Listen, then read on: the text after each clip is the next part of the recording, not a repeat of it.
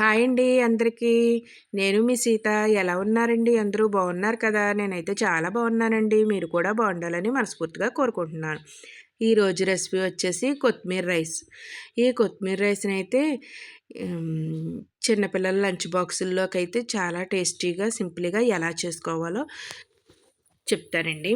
అలాగే ఈ రైస్‌ని మనం రాత్రి సాయంత్రం మిగిలిపోయిన అన్నంతో కూడా చేసుకోవచ్చండి. నార్మల్ రైస్‌తో కూడా చేసుకోవచ్చండి. నేను బిర్యానీ రైస్‌తో కూడా చేసుకోవచ్చు. ఏ రైస్‌తో చేసుకున్నా టేస్ట్ అయితే సూపర్‌గా ఉంటదండి. ఈ రెసిపీని ఎలా ఏ విధంగా ప్రిపేర్ చేసుకోవాలో చూద్దాం రండి. అలాగే నేను ఒక కట్ట అయితే కొత్తిమీరనైతే శుభ్రం చేసుకొని, కడుక్కొని పక్కన పెట్టుకున్నానండి. అలాగే ఒక 5 పచ్చిమిర్చిని కూడా పెట్టుకున్నాను. నేనైతే ఒక గిన్నెతో అయితే ఇలాగా రైస్‌ని అయితే తీసుకుంటున్నానండి. బాస్మతి రైసే కాదండి,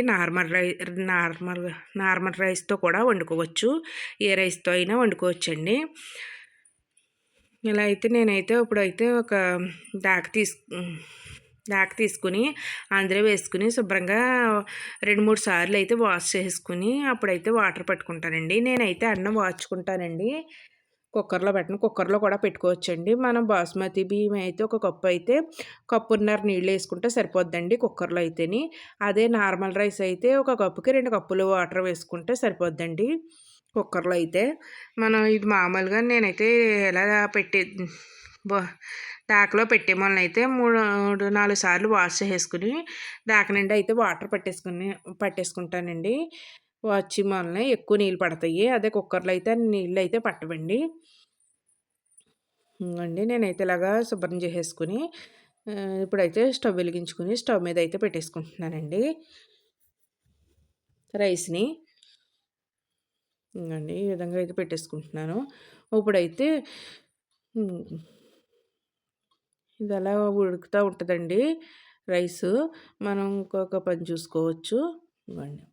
మనం ఏ రైస్‌తో వండుకున్నా బాగా బాగుంటుందండి. అలాగే మనం ఈవినింగ్ మిగిలిపోయిన అన్నంతో కూడా చేసుకోవచ్చండి.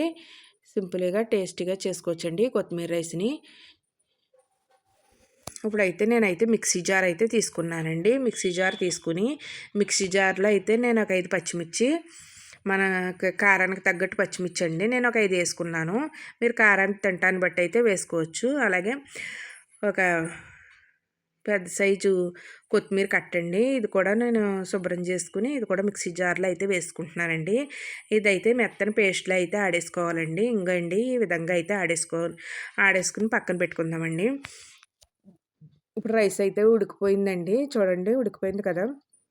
ఇప్పుడైతే అన్నం వార్చేసుకుందామండి. అన్నం వార్చేసుకుని ఒక ప్లేట్లోకి అయితే అన్నం ఆరిపోయాక ఒక ప్లేట్లోకి అయితే ఆ రైస్ని అయితే ఉంచేసుకుంటానండి. ఇంకోండి ఈ విధంగా అయితే ఉంచేసానండి రైస్ని. ఇప్పుడైతే స్టవ్ వెలిగించుకుని ఇప్పుడైతే కడాయి పెట్టుకోవాలండి. కడాయి పెట్టుకుని 2 టేబుల్ స్పూన్లు అయితే ఆయిల్ వేసుకోవాలండి. ఆయిల్ వేసుకుని ఆయిల్ వేడెక్కాక జీలకర్ర ఒక స్పూను, కొంచెం దాల్చిన చెక్క, లవంగాలు వేసుకుని బాగా వేయించేసుకోవాలండి. అలాగే ఒక 15 నుంచి జీడిపప్పులు అయితే వేయించుకుందామండి. ఇది బంగాళాదుంప అండి, కొంచెం ఉడకబెట్టుకుని అది కూడా ముక్కల కింద కోసుకుని అవి కూడా వేసుకోవాలండి. గ్రీన్ బఠానీ అండి, ఇవి కూడా కొంచెం ఉడకబెట్టుకుని వేసుకోవాలండి. కొద్దిగా ఉడకబెట్టుకుని వేసుకుని అవి బాగా కరిగిపోయాక ఇప్పుడైతే మనం మిక్సీ పట్టించాం కదండి కొత్తిమీరది, అది కూడా వేసుకుని బాగా వేయించేసుకోవాలండి. ఇప్పుడైతే చిటికెడు పసుపు, అలాగే రుచికి తగ్గ సాల్ట్ కూడా వేసుకోవాలండి. వేసుకుని బాగా వేపేసుకోవాలండి. బాగా వేగిపోయిన తర్వాత అయితే ఈ రైస్ని తీసుకెళ్ళి అందులో వేసేయాలండి. వేసి బాగా కలిపేసుకోవాలండి. మొత్తం అంతా కొత్తిమీర మసాలాలన్నీ కూడా ఈ రైస్కి పట్టించేయాలండి. ఈ విధంగా పట్టించేయాలండి. ఇప్పుడైతే ఒక ప్లేట్ తీసుకుని ప్లేట్లో అయితే వేసుకుందామండి. రెడీ అయిందండి. ప్లేట్లో అయితే వేసుకోవచ్చండి. ఇలా అయితే ప్లేట్లో అయితే వేసుకుంటున్నామండి. ఈ కొత్తిమీర రైస్ అయితే పిల్లలకి లంచ్ బాక్సుల్లోకి అయితే మనం ఇటువంటి అడావిడి లేకుండా సింపుల్గా టేస్టీగా చేసుకోవచ్చండి. చాలామంది పిల్లలు ఆకుకూరలు తినరు కదా! ఈ విధంగా చేసి పెడితే వాళ్ళకి కొత్తగా ఉండి తినేస్తారండి. అసలు కొత్తిమీర అన్న సంగతే తెలియదు వాళ్ళకు కూడా. అలాగే నా వీడియో నచ్చితే మీ ఫ్రెండ్స్కి రిలేటివ్స్కి షేర్ చేయండి. అలాగే వీడియో చూసి లైక్ చేయండి. ఫస్ట్ టైం నా వీడియో చూస్తుంటే ప్లీజ్ సబ్స్క్రైబ్. అలాగే నా వీడియో చూసి లైక్ చేయండి. చూడండి, ఈ రెసిపీని ట్రై చేసి నాకైతే కామెంట్లో చెప్పండి ఎలా ఉన్నదన్నదని. బాయ్ అండి, నెక్స్ట్ వీడియోలో కలుసుకుందాం.